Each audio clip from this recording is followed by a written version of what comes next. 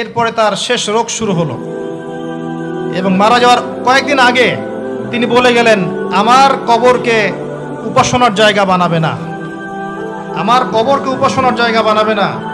আরব উপদ্বীপ থেকে ইহুদিদেরকে বহিষ্কার করবে, রাষ্ট্রদূতরা আসলে সম্মান করবে, দাস দাসীর প্রতি খেয়াল রাখবে, নামাজের হেফাজত করবে। আর অনেক নসিহত তিনি করে গেলেন।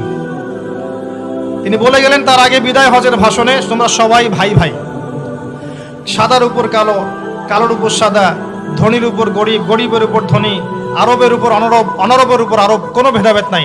তোমরা সবাই আদম সন্তান, আদম মাটির সন্তান। নবীজি বললেন সাল্লাল্লাহু আলাইহি ওয়াসাল্লাম, সাহাবীরা, আমি কি তোমাদের কাছে আমার অর্পিত দায়িত্ব পালন করেছি, পৌঁছে দিয়েছি?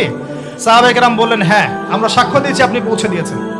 নবীজি বললেন, আল্লাহুম্মা ফাশহাদ, আল্লাহ আপনি সাক্ষ্য থাকেন আমি আমার দায়িত্ব পৌঁছে দিয়েছি। এভাবে তার জীবনটা শেষ হয়ে যায়।